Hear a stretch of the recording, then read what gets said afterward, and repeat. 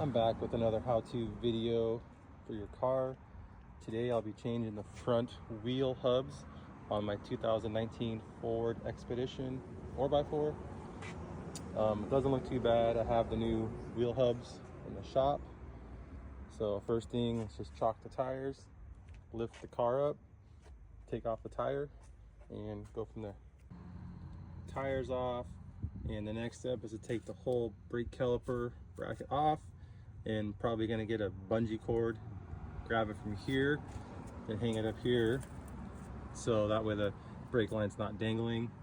And how I noticed that the wheel bearings were going out is when you're driving, it starts to hum really loud, and you hear the humming louder than quieter when you stop, and it rides a little bit rough in the front, so you just kind of know it's the wheel bearings.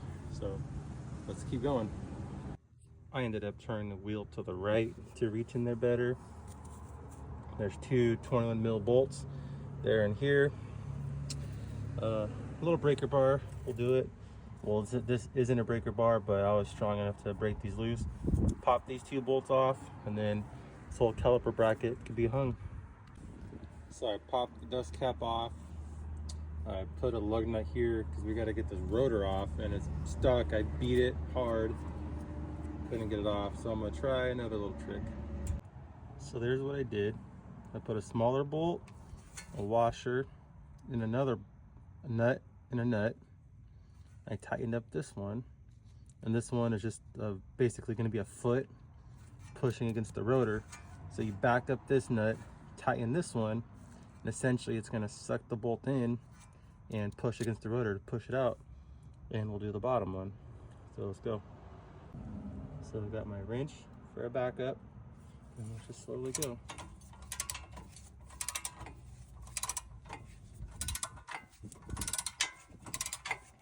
Should just pop it right off.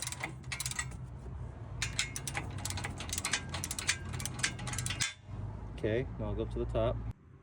All I literally did was just put my phone down and then gave a little pull, loose. See why I put the lug nut right back? Because this probably would have fell and could have cracked. But yeah, then just take this off, and then we're almost there.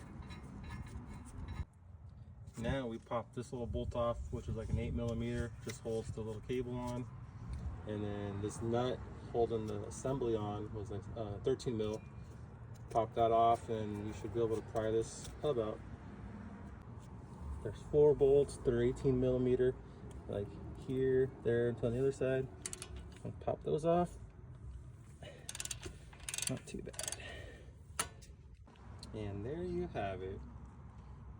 All out. I'll clean up this a little bit best as I can, make sure there's no crap in there, and then worry about that fitting on the other side. There's the new hub, the new sensor. Need a bunch of bolts and probably Loctite, and let's just sink her in and do the other side. Slid the new hub in, make sure the sensor comes on top through the little hole, because eventually we're gonna have to route this up through the top of the engine. Now we'll get it lined up close as we can, start the bolts, tighten them down evenly, then go around and torque them, and then the center hub nut. Got these 4 bolts tight. I got this little dust cover bolt back on there. That's holding the new sensor that's coming up here. Got the bearing nut on there. Now I'm gonna put the dust cap on there and start putting the caliper back on. Another trick, you put the rotor on and you put your lug nut kind of tight to keep the rotor from getting loose when you put the caliper bracket on. That slid on pretty easy. I started the 2 bolts. Now it's gonna cinch this up and then trace that sensor. Everything's all tight. The new sensor line is on all the clips. I fished it up right there, and I'm gonna trace the new one next to the old one and plug them in. So I'm in the engine bay under like the brake booster area. And you can see the old line right there, plugs in right there. This is the new one, just gonna plug in there. Boom. Ended up putting the wheel back on, lowering the car because it's a little bit too tall to reach. There you go. The old well, not the old, but the ABS sensor wires there to the new connector. All done. Now do the other side. Thanks for watching.